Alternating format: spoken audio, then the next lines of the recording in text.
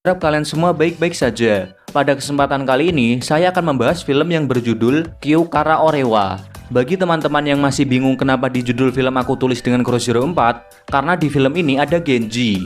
Namun peran Genji di sini hanya sebagai cameo saja ya. Dan sinopsis film ini bercerita tentang dua orang siswa sekolah yang bosan dengan kehidupannya yang biasa-biasa aja. Oleh sebab itu, mereka akan pindah sekolah untuk memulai hidup baru sebagai seorang preman di sekolah barunya. Jika teman-teman penasaran dengan aksi kocak dari dua orang ini, simak terus sampai akhir, oke? Baiklah, langsung saja kita masuk ke ceritanya.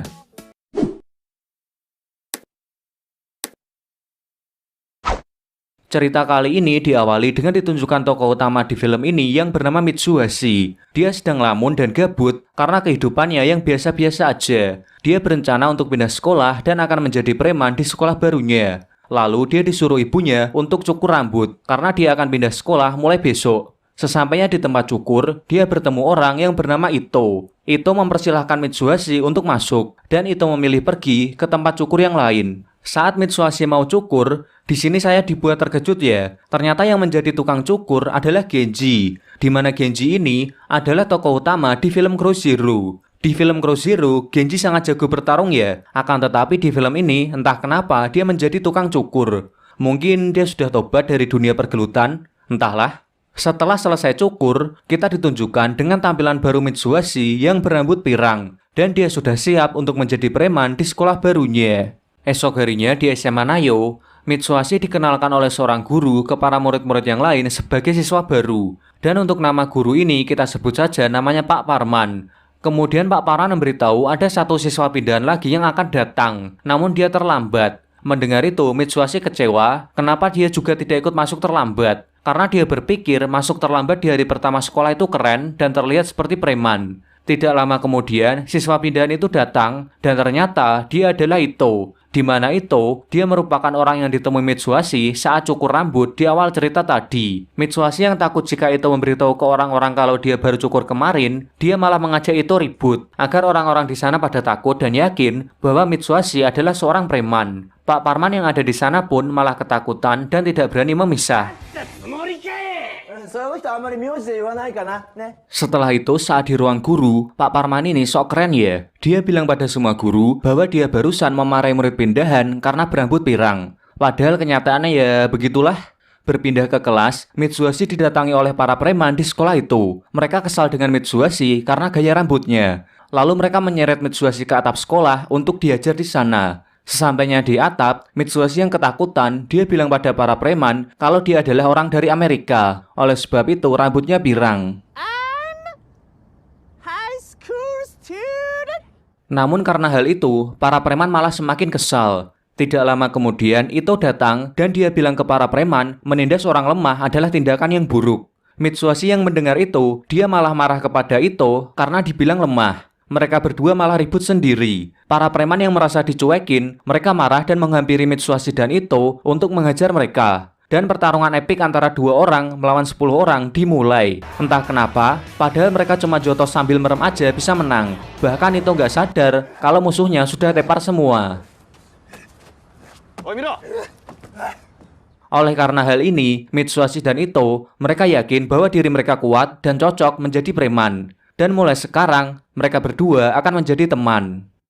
Semenjak kejadian itu, semua orang di sekolah mulai menghormati Ito dan Mitsuhashi. Dan bahkan para preman di SMA Nayo, mereka sekarang memutuskan untuk menjadi anak buahnya Mitsuhashi dan Ito. Kemudian saat istirahat makan siang, Mitsuhashi didatangi orang yang diajarnya kemarin. Dia bernama Sakawa. Dan mulai dari sekarang, Sakawa akan menjadikan Mitsuhashi sebagai bosnya. Sakawa juga memberitahu di luar sekolah ada siswi dari SMA Shiren yang ingin menemui Mitsuhashi. Namun saat Sakawa bilang wanita itu kurang cantik, Mitsuhashi malah menyuruh Ito untuk menemuinya. Lalu Ito keluar untuk menemui wanita tersebut. Karena Mitsuhashi dan Ito sudah terkenal dengan mengalahkan 10 orang dengan mudah, wanita itu meminta bantuan pada Ito untuk menolongnya melawan preman dari sekolah lain. Namun Ito menolaknya. Tidak lama kemudian muncul lagi dua teman dari wanita itu. Mereka bernama Kyoko dan Akemi. Melihat Kyoko, Ito langsung jatuh cinta pada pandangan pertama. Lalu tiba-tiba Mitsuhashi juga ikut nimbrung dan mengajak kedua wanita itu untuk ngobrol di kafe. Saat di kafe, Kyoko dan Akemi memberitahukan masalahnya. Mitsuhashi pun akan membantunya, akan tetapi dengan satu syarat, yaitu setelah selesai, dia akan memegang opengnya Kyoko. Karena sudah tidak ada pilihan lagi, Kyoko pun setuju.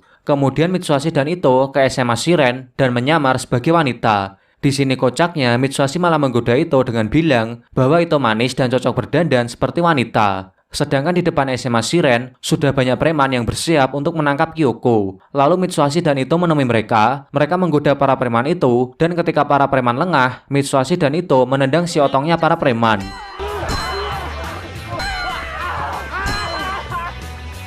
Mereka berdua pun berhasil mengusir para preman. Kyoko dan para siswi yang lain kagum dengan kemampuan Mitsuhashi dan Ito. Lalu Mitsuhashi menagih janjinya, yaitu memegang opengnya Kyoko. Namun di sini, Mitsuhashi dihentikan oleh Ito karena masalah ini belum berakhir dan bisa jadi mereka akan kembali lagi. Esok harinya saat mau menuju sekolah, Ito bilang pada Mitsuhashi bahwa dia tidak suka cara bertarung Mitsuhashi yang licik dengan menendang si otong. Namun Mitsuhashi tidak terima dan dia bilang, dalam pertarungan yang terpenting adalah kemenangan, entah cara apapun yang digunakan. Karena berbeda pendapat, mereka berdua pun berdebat. Setelah sampai di sekolah, Mitsuhashi dihampiri oleh para siswi dari SMA Shiren. Mereka meminta bantuan pada Mitsuhashi untuk menyelamatkan Kyoko yang diculik oleh Yakuza. Di mana diketahui, ternyata preman SMA yang kemarin dihajar oleh Mitsuhashi dan Ito adalah anak buahnya Yakuza. Mitsuhashi yang mendengar nama Yakuza, dia takut ya. Namun Ito yang suka dengan Kyoko, dia memilih untuk menyelamatkan Kyoko seorang diri. Saat jam pelajaran, Mitsuhashi ini malah makan siang ya. Dan dia kepikiran dengan Ito yang pergi menghadapi Yakuza sendirian. Lalu Mitsuhashi izin pada guru untuk pulang terlebih dahulu dengan alasan sakit. Mitsuhashi pergi ke tempat Ito dengan membawa sebuah gerobak. Saat di perjalanan, Mitsuhashi secara tidak sengaja dia menendang kaleng dan terkena kepala seseorang. Dan ternyata orang itu adalah Imai, ketua preman dari SMA Beniko. Sedangkan yang di samping Imai bernama Tanigawa.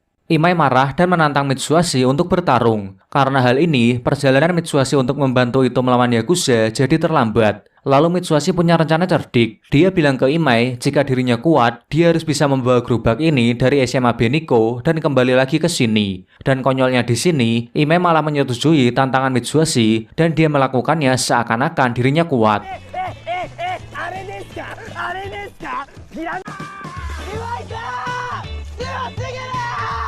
Di tempat lain, tepatnya di sebuah gedung kosong, para Yakuza akan mencekoki Kyoko dengan narkoboy agar Kyoko berhalusinasi. Kyoko ternyata lumayan kuat ya, dia bisa memberi perlawanan pada Yakuza. Namun karena jumlah Yakuza lebih banyak, dia kalah dan dia dikunci di sebuah loker. Tidak lama kemudian, Ito datang untuk menyelamatkan Kyoko. Ito pun akan duel 1 lawan 1 melawan pemimpin Yakuza tersebut.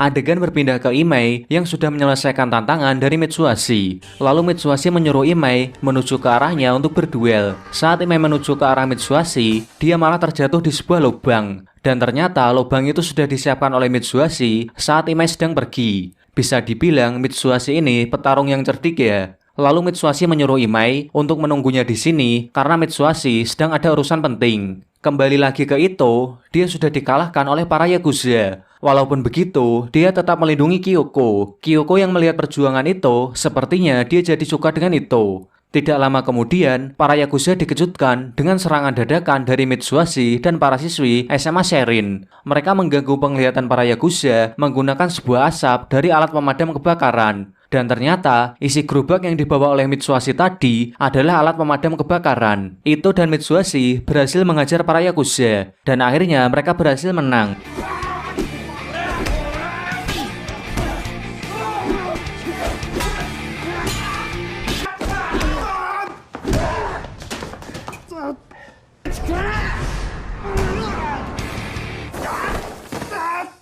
Setelah berhasil menyelamatkan Kyoko, Kyoko berterima kasih pada Mitsuhashi dan Ito dan mengajak untuk berpelukan. Mitsuhashi pun senang ya, dan dia bersiap untuk memeluk Kyoko.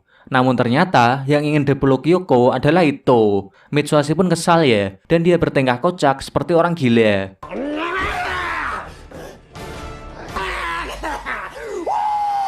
Lalu pemimpin Yakuza yang setengah sadar, dia bilang bahwa semua ini belum selesai dan para Yakuza akan mencari mereka. Mendengar itu, Mitsuhashi dan Ito ketakutan, lalu mereka punya ide untuk memalsukan namanya. Mereka berdua bilang pada pemimpin Yakuza itu kalau nama Mitsuhashi adalah Ishibashi, sedangkan Ito adalah Yoshimura. Saat mereka dalam perjalanan pulang, Mitsuhashi dan Ito didatangi oleh para preman dari sekolah lain. Semenjak mereka berdua berhasil mengalahkan 10 orang, kini mereka diincar oleh para preman yang ingin menaikkan statusnya. Tidak lama kemudian muncul wanita yang mengalahkan para preman itu dengan mudah.